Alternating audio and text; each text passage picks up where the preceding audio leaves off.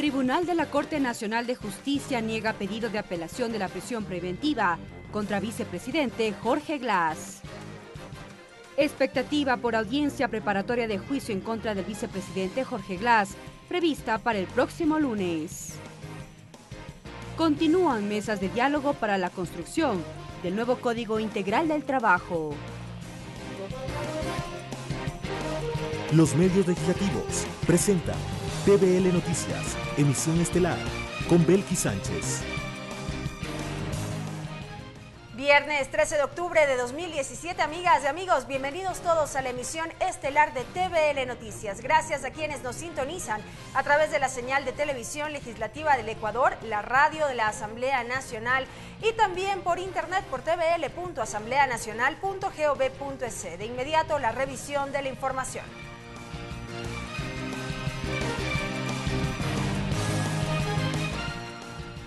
Los jueces de la Corte Nacional de Justicia, Luis Enríquez, Jorge Blum y Alejandro Arteaga, negaron el pedido de apelación a la prisión preventiva presentado por la defensa del vicepresidente de la República, Jorge Glass.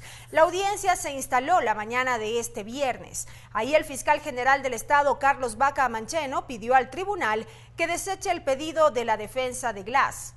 Indicó que la Fiscalía encontró nuevos elementos, hechos y circunstancias que agravan la situación de uno de los procesados. Tras la sentencia de los jueces, la medida de prisión preventiva se mantiene, por lo que el vicepresidente de la República seguirá en la cárcel 4 de Quito, en donde se encuentra desde el pasado 2 de octubre. Para este lunes está prevista la audiencia preparatoria de juicio en contra de los 18 procesados por presunta asociación ilícita dentro del caso Odebrecht. Y justamente sobre este mismo tema hay expectativa por la audiencia preparatoria de juicio que se cumplirá el próximo lunes en contra del vicepresidente de la República, Jorge Glass, y otros procesados por presunta asociación ilícita dentro del caso Odebrecht. Hubo reacciones por parte de legisladores. Existe expectativa y son diversas las posturas por lo que pueda suceder en la audiencia preparatoria de juicio al vicepresidente Jorge Glass el próximo lunes. La secretaria ejecutiva de Alianza País y asambleísta Gabriela Rivadeneira insiste en que el pronunciamiento fue claro y que el tema no debe ser politizado. Por lo tanto, nosotros esperamos que la transparencia del proceso judicial pueda garantizar el debido proceso en el caso del vicepresidente. Pero en el bloque hay posturas radicales también. El asambleísta Daniel Mendoza afirma que con los nuevos elementos que se recogió por parte del Departamento de Justicia de los Estados Unidos, mediante los cuales podrían incorporarse nuevos delitos, son elementos suficientes para que el segundo mandatario dé un paso al costado. Y creo que es necesario que Jorge Glass renuncie a la vicepresidencia de manera generosa con el Ecuador y con un proceso del cual él ha sido parte. Por ello aún no es claro y está en duda si apoyaría la iniciativa de juicio político organizada por las bancadas de oposición. El juicio político es una herramienta válida que nosotros no podemos descartar, pero tenemos que fundamentarla de manera coherente. Postura que fue cuestionada por la legisladora Sofía Espín, pues para ella es claro que aún debe prevalecer la presunción de inocencia. Yo creo que se está saliendo de la línea partidista y saliendo de las resoluciones que ya tomó el bloque, de respetar la presunción de la inocencia del vicepresidente y de respetar el proceso judicial. Para las 8:30 de este 16 de octubre está prevista la audiencia preparatoria de juicio contra el vicepresidente Jorge Glass y 17 procesados más por el delito de asociación ilícita dentro del caso Odebrecht. En dicha audiencia se formulará el dictamen sobre el resultado de las investigaciones y el juez determinará si hay fundamentos graves para culpar a Glass o estimar que no hay méritos para inculparlo. Lorena Espinosa, TVL Noticias. Consulta popular. Al interior del bloque oficialista existen posturas divididas por los temas de la consulta popular que impulsa el presidente Lenín Moreno. Recordemos que son 7 las preguntas propuestas para el próximo plebiscito. Elizabeth Cabezas, asambleísta de Alianza País, ratificó que en el bloque existen posturas divididas con respecto a la consulta popular. Pero además la legisladora manifestó que ella se encuentra a favor de la misma. yo voy a trabajar y activamente en el sí para todas las preguntas que han sido parte de esta consulta popular, y creo que de esa manera lo que nosotros necesitamos es impulsar un país estable, un país dinámico. De su lado, Hermuy Calle, también legislador por el bloque de Alianza País, indicó que se encuentra a la espera del informe que emita la Corte Constitucional con respecto a la consulta popular. No ha pasado una etapa muy importante, que es la calificación de constitucionalidad o no. Es decir, sería muy riesgoso que el bloque se reúna a tomar decisiones sobre las preguntas cuando no se sabe qué preguntas mismo estarán. En tanto, su compañera de bancada, Sofía Espín, no se adelanta y espera que el próximo martes la bancada oficialista analice las propuestas para la consulta popular. El próximo martes nos volvemos a reunir. Al menos el tema de la consulta popular, sí. Cabe mencionar que son 7 las preguntas planteadas por el Ejecutivo. La primera corresponde a suprimir derechos políticos a culpables de corrupción. La segunda, elegir nuevos miembros del Consejo de Participación Ciudadana. La tercera, dejar sin efecto la enmienda que permite la reelección indefinida. Cuarta, eliminar la ley de plusvalía. Quinta, ampliar la zona intangible del Yasuní. Sexta, restringir la minería metálica. Y séptima, busca que los delitos sexuales a niños, niñas y adolescentes nunca prescriban. María Fernanda Medina, TVL Noticias. Y hoy finalizamos con nuestra entrega en la que detallamos las preguntas alrededor de la consulta popular. Karel Sack nos explica los alcances de la pregunta relacionada con los delitos sexuales en contra de menores. Consulta popular. La séptima y última pregunta de la consulta popular, de iniciativa del presidente de la República, Lenín Moreno, gira en torno a castigar los delitos sexuales contra niños, niñas y adolescentes en el país y lograr que estos casos no queden en la impunidad. Veamos y escuchemos cuál es la pregunta y cuál es la explicación de esta por parte del jefe de Estado.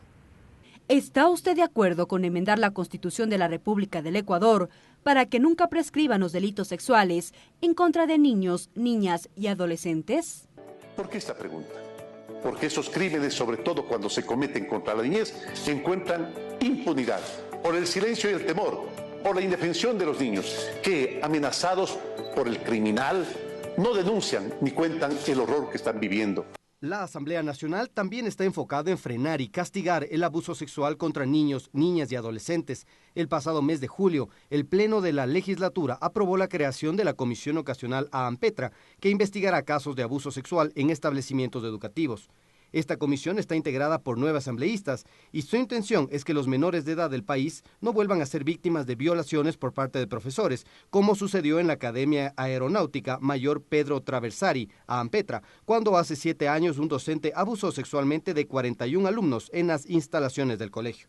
Deberá investigar durante los próximos 2 años todos los casos de abuso sexual que se puedan estar dando o que se hayan dado en escuelas y colegios del Ecuador.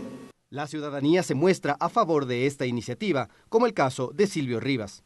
La violación a un menor es un delito de lesa humanidad. Por su parte, el presidente del Consejo Nacional para la Igualdad Intergeneracional, Carlos Muñoz, explicó qué cambios deben darse en la normativa legal si es aprobada esta pregunta.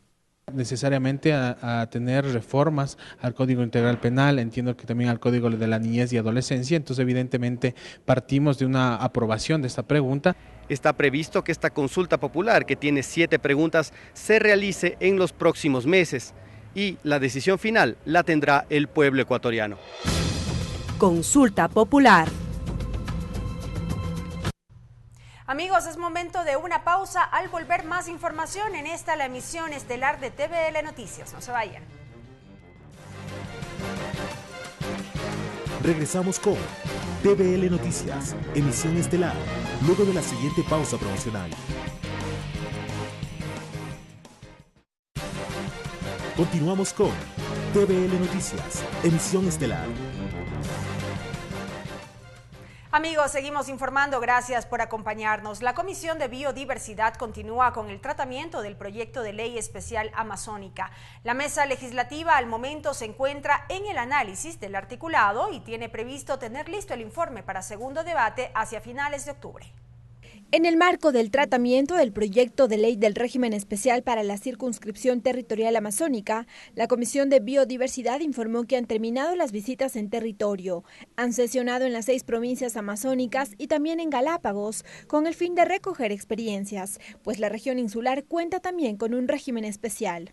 Sobre todo en cuanto a la protección de los recursos naturales y a toda una serie de instancias administrativas que ellos poseen. Necesariamente tiene que ser igual al de Galápagos, que tiene otra contextura y otra connotación inclusive geográfica, que por ahí podría tener un grado de diferencia. La presidenta de la mesa legislativa manifestó que está pendiente la visita a los cantones de Baños y Penipe para llevarles una buena noticia. La ley en una de sus transitorias garantizará los recursos para que aquellas provincias o aquellos, en este caso, cantones y parroquias que habían sido beneficiadas con la ley 010 sigan manteniendo tal cual lo plantea la Constitución. Además, indicó que aún se mantienen reuniones con el Ejecutivo para incrementar el porcentaje de fondos de recursos para la Amazonía. Por un lado, en cuanto a la distribución de los recursos, garantizar que los gobiernos autónomos descentralizados parroquiales reciban más recursos de los que actualmente les entregaba la ley 010. Esta ley les entregaba un 5% a los gobiernos parroquiales y ahora con nuestra propuesta podrían llegar entre el 10 y el 12%. El órgano parlamentario tiene previsto en las 2 próximas semanas revisar el articulado del proyecto de cara a la elaboración del informe para segundo debate. Lorena Espinosa, TVL Noticias. En los próximos días se desarrollará un primer acercamiento con pueblos y nacionalidades previo al inicio de la consulta prelegislativa sobre el proyecto de ley de derechos lingüísticos. Entre los temas de mayor interés constan la entidad reguladora, inclusión en el sistema educativo, la lengua ancestral, entre otros aspectos. El pasado 7 de septiembre, durante el primer debate del proyecto de ley de derechos lingüísticos, el Pleno decidió someter a consulta prelegislativa la propuesta, pues podría afectar los derechos de comunas, comunidades, pueblos y nacionalidades, indígenas, afroecuatorianos y montubios del Ecuador.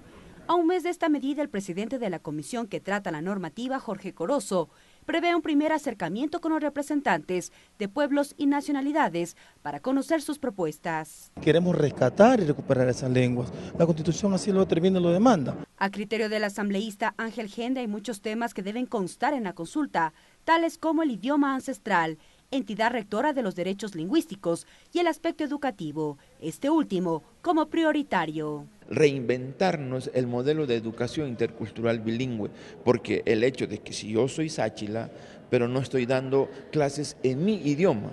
De su lado, la subsecretaria de Tierras Rurales, Rosa Elvira Muñoz, quien fue asambleísta en la administración anterior, recomendó que en la norma se incluya un artículo que impulse la investigación de las lenguas que han desaparecido, dijo. Muchas lenguas que se han ido perdiendo, que se han ido desapareciendo y que también nosotros de alguna forma dejamos en el código de ingenios que también están hablando para la investigación. Para la realización de la consulta prelegislativa, la Comisión de Derechos Colectivos recomienda varios temas como afectación de los derechos colectivos debido a la revitalización lingüística, mayor atención para la conservación, protección, uso y rescate de las lenguas ancestrales en riesgo de desaparecer, potencializar el sistema intercultural bilingüe, fortalecer el régimen de regulación. Mariela Logroño, TVL Noticias. La Comisión de los Derechos de los Trabajadores visitó la ciudad de Ambato y Riobamba en el marco de la construcción del nuevo Código Orgánico Integral del Trabajo. Esta es la 11ª ronda de diálogos que lleva adelante la mesa legislativa. La 11ª ronda de diálogos para la construcción de un nuevo Código Orgánico de Trabajo se desarrolló en la ciudad de Ambato, en la Universidad Tecnológica Indoamérica. Aquí, la Comisión de los Derechos de los Trabajadores, en conjunto con el Ministerio de Trabajo, recibió a los representantes de diversas organizaciones de trabajadores. Liliana Durán es la titular de la mesa legislativa. Es muy importante reconocer siempre en ustedes ese compromiso para poder llegar a cada uno de los lugares que estamos visitando. Mientras que el director regional del Ministerio de Trabajo, Fernando Hidalgo, destacó la participación ciudadana para elaborar una normativa que incorpore todas las formas laborales. Vamos a construir conjuntamente un instrumento que regule realmente nuestro porvenir. En cuanto a las observaciones, Cristóbal Reyes, del Comité de Trabajadores del municipio de Ambato, sugirió dejar en claro el precepto de a igual trabajo, igual remuneración. Y Juan Carlos Colcha, del Ministerio de Industrias y Productividad, Zonal 3, trató el tema de los artesanos. Lo que queremos es que de parte de la Asamblea y de parte del gobierno exista la posibilidad de ser competitivos en Sudamérica y a nivel internacional. De que como artesanos que somos en la rama de turismo nacional e internacional, no somos reconocidos tal como lo es. La Comisión de los Derechos de los Trabajadores prevé recorrer las 24 provincias del país en busca de nuevas observaciones. Ricardo Bravo, TVL Noticias. Con la participación de decenas de estudiantes de la costa ecuatoriana se desarrolló este viernes el evento Asamblea en mi colegio, que pretende que la voz de los jóvenes sea escuchada en temas trascendentes para el país.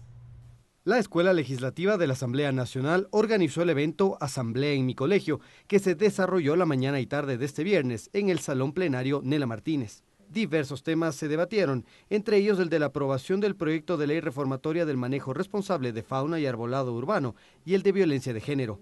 El presidente de la Asamblea en mi colegio, Jesús Briones, explicó las actividades realizadas. Este proyecto busca como trasfondo darle parte a la participación de la juventud ecuatoriana en cuanto a lo que piensa en lo que tiene que ver con temas de interés social. Este es un plan piloto, el cual tengo entendido se va a desarrollar de manera paulatina cada mes.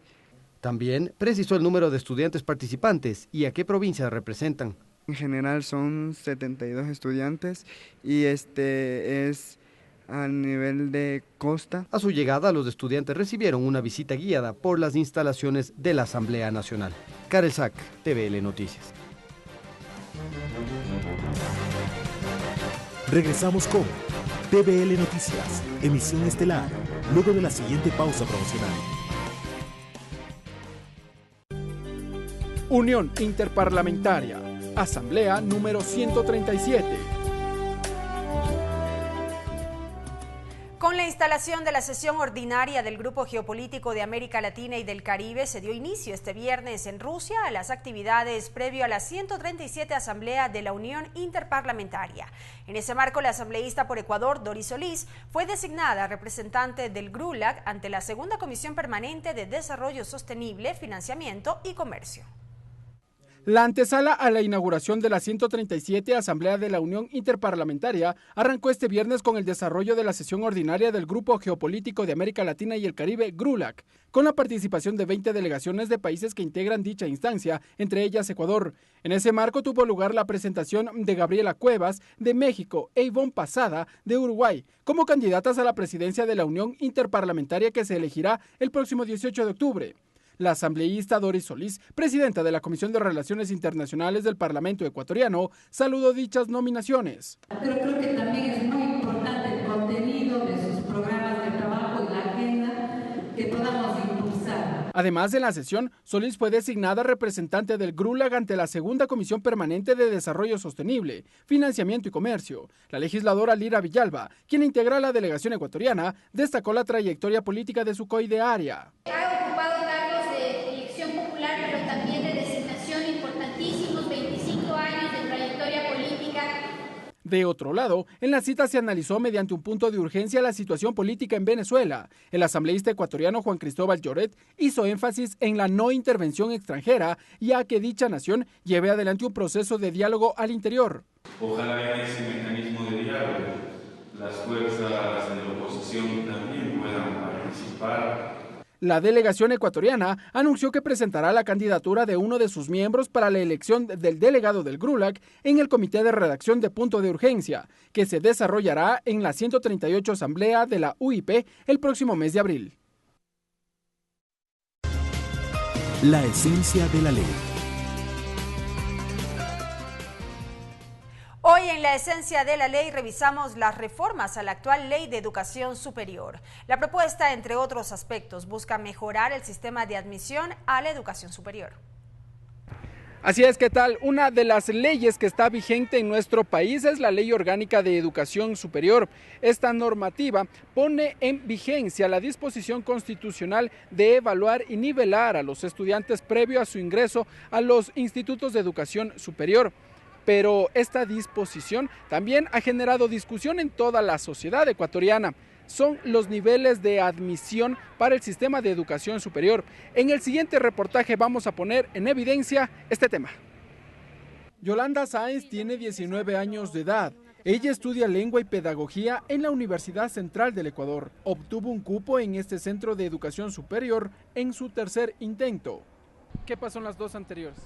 Estaban en el momento en el que damos las pruebas, dicen que podemos postular bajo cualquier nota, pero las notas que son mayores, es decir, si una persona saca el mayor puntaje, a partir de esa, las que siguen son las que obtienen el cupo.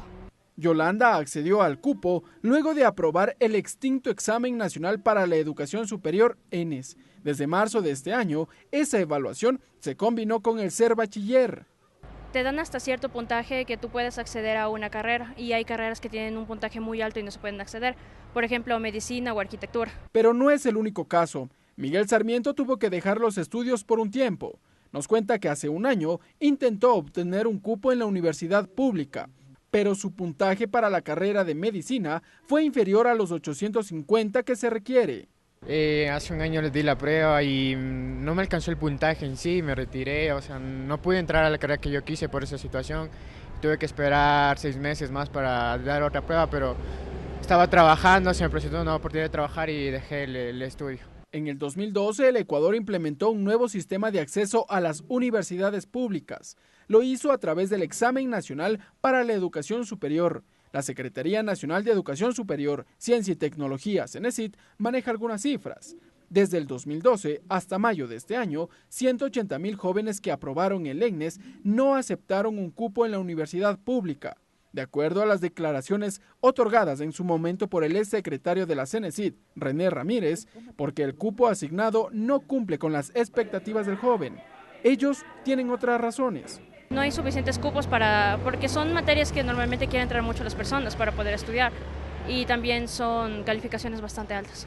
Sí, lo que pasa es que igual no alcanza el puntaje, estuvimos con muchas cosas en la cabeza. Sí, saqué 826.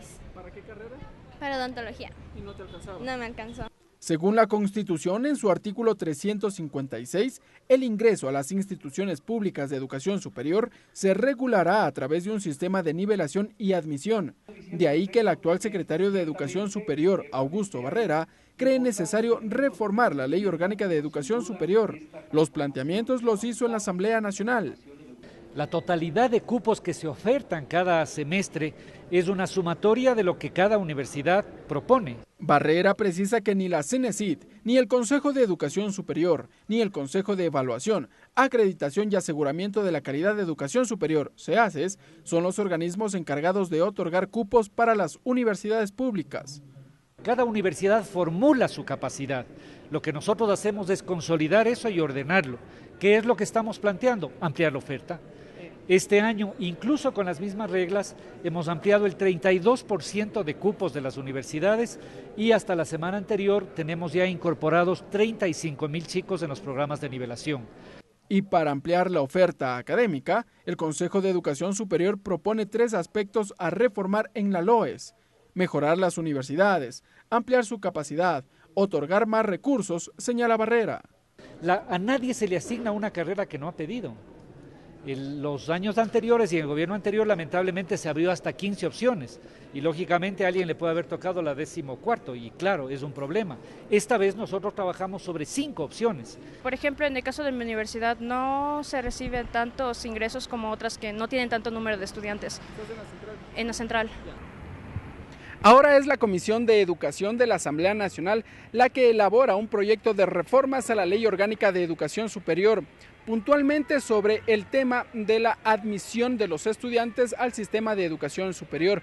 Sin duda que estaremos a la expectativa de lo que será este informe para primer debate. Hasta una próxima ocasión. Avanzamos con otras informaciones. La Casa Legislativa de Pichincha organizó una feria de emprendimientos para la generación de empleo y el incentivo a la economía popular y solidaria. Varios productos fueron promocionados en la Plaza Juan Montalvo de la Asamblea Nacional. Productos como la cerveza artesanal, cupcakes frutales, artesanías en tagua, juguetes para mascotas y comida tradicional ecuatoriana fueron parte de la Feria de Emprendimiento generando empleo e incentivo para la economía popular y solidaria de la Asamblea Nacional.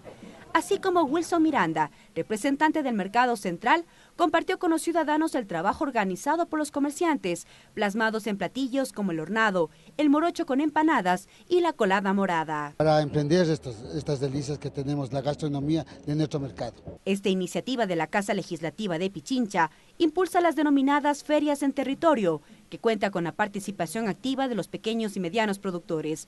David Yepes, vocero, destacó los primeros resultados de estos encuentros. Esa necesidad en el territorio, en la cual la Asamblea Nacional sigue generando la participación ciudadana. Como parte de estos espacios, los comerciantes y productores tienen una capacitación previa sobre el manejo de alimentos, incentivos y nuevas ideas. Estamos cerrando ya con el Consejo Provincial un curso en el tema de cuidado y manejo de alimentos. Hemos estado visitando, inclusive hemos tenido el apoyo de la empresa privada justamente para que puedan tener alternativas en cuanto a generar o obtener créditos. La Feria de Emprendimientos recorre varias localidades de la provincia de Pichincha para dar a conocer las iniciativas ciudadanas. Mariela Logroño, TVL Noticias. Amigos, de esta forma despedimos la emisión estelar de TVL Noticias. Gracias por haber estado con nosotros. Disfruten su fin de semana. Los medios legislativos presentaron TVL Noticias, emisión estelar.